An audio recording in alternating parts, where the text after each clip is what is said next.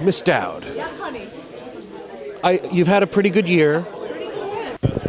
So, how did you feel when Handmaid's Tale was nominated for this? Pretty darn thrilled. That's the word. You know what I did? I heard about it, and I was by myself, which is the best thing. I live, when you just have time alone. And I just sat and thought, okay, this is just, you focus on the work. The work is a beautiful thing. We all love it. And every now and then something pretty special happens, like someone says, hey, that was good work. And we're going to recognize it. It's a beautiful thing.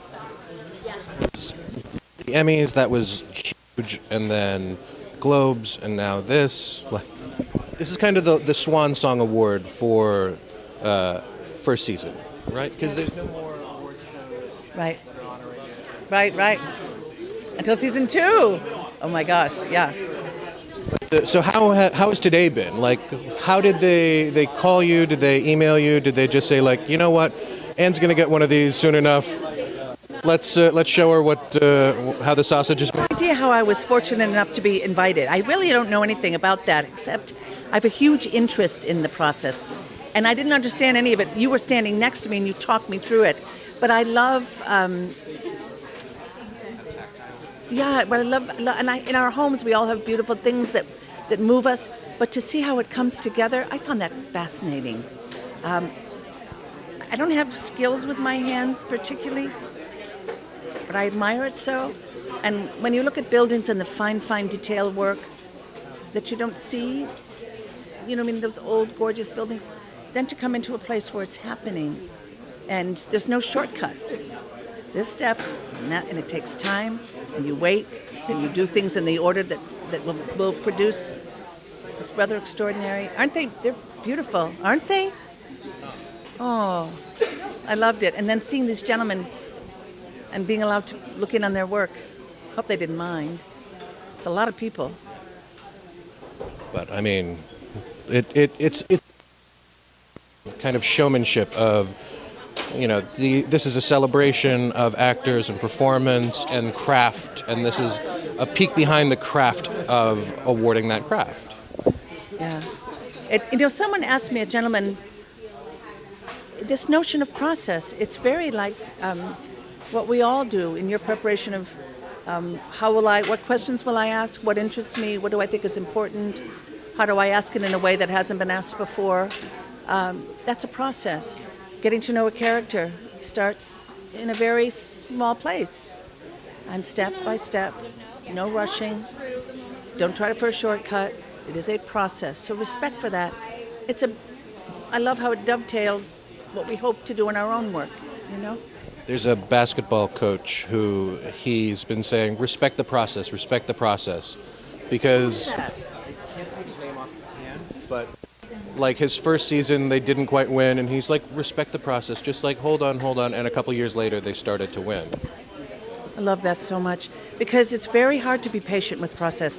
First of all, even on a set, and this is important, in the theater, the process, short as it is, presents itself because you have several weeks to rehearse. I don't go in off book, say, to a rehearsal, but many do, and it's a perfectly wonderful way to work. But you can get terrified on a film set because you don't have, or a TV set, you don't have those 3 weeks. In fact, you don't have a day. But you have to respect the process, take a deep breath as if you have all the time in the world, and don't panic and make quick judgments. Just know that the process will work and the answers will come, and they won't come in the first take, and they won't come in this first rehearsal and this first blocking attempt. You will, if you're paying attention, you will know where it went off, and you will go back and you will find your way. If you trust the process, and that is a huge challenge. And I love that you reminded me of that with that coach. Who was the guy who did the Zen kind of approach to the team? That was Phil Jackson? Yeah. I loved his message. Didn't you, about ensemble? It's about the ensemble. It's not about a star player. But so theater, you mentioned, and film acting is quite different. Have you ever done any soap operas? I did it once, and I don't know how anyone can do it. It's like theater at gunpoint. Well, it is, and you know, I hope actors get their credit because I literally was petrified, and I was sweating the whole time, and just and over here, you know, and I had a small part. I mean, if you had to deliver those volumes of words every day, you know, I was really begging for mercy doing that. So how has Veep been different than, or not Veep, Leftovers been different? I was mistaking you with Clea. Leftovers been different from Handmaid's Tale and everything else you've worked on. Like how do you feel like acting has kind of evolved over the years with how technology has gotten smaller and smaller?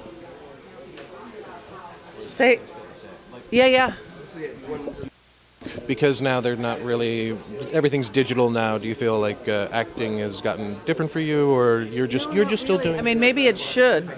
Maybe I'm just not paying attention. I think it's essentially the same.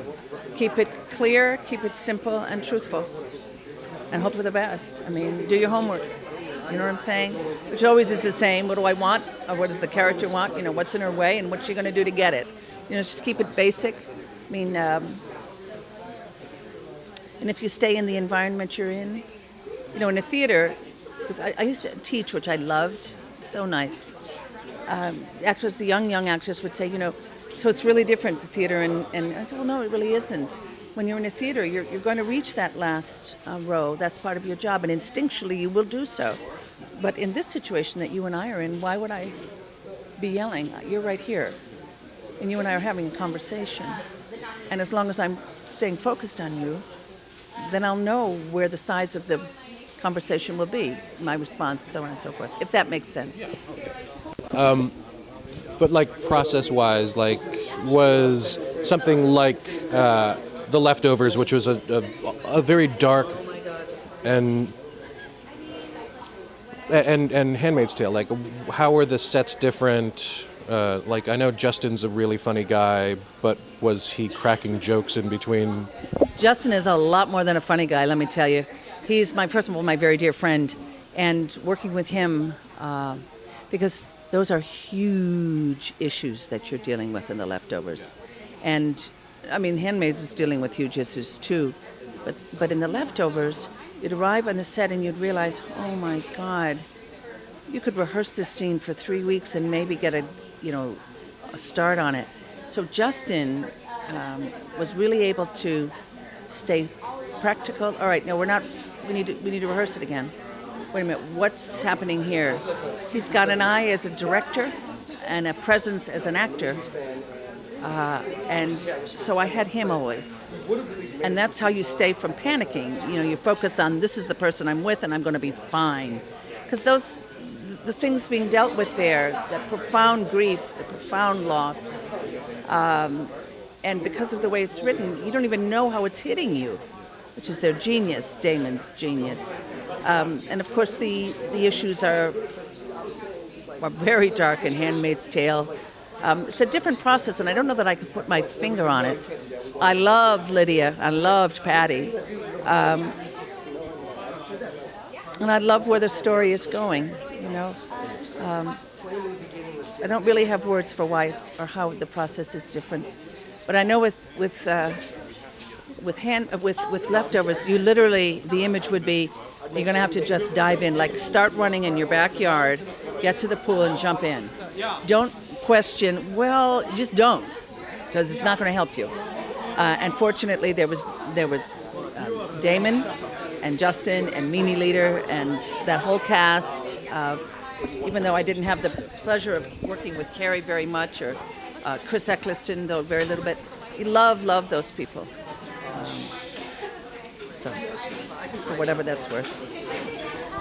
And then, have you got your dress picked out for?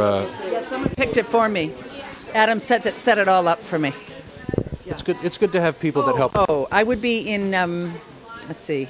I don't even know what. A little skirt and a blouse. You're saying it wouldn't work?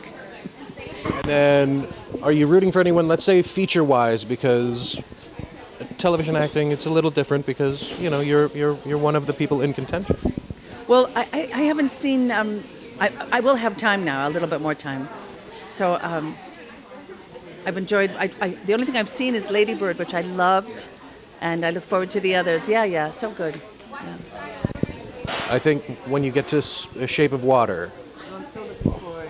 Sally Hawkins is phenomenal. So glad. I'm not surprised. She's so wonderful. Also, keep in mind the fisherman, like that suit the whole time. I loved hearing the director at the Globes. Wasn't he fascinating? Making friends with monsters, and they've saved his life. His whole thing is My children loved Pan's Labyrinth. Yeah, that right. well the same monster. Doug Jones is Guillermo's go-to monster. Everything that it's not Ron Perlman, it's Doug Jones. So Hats off to him. and that's it. Cool. We just had a And he helped me, told me the whole process in there.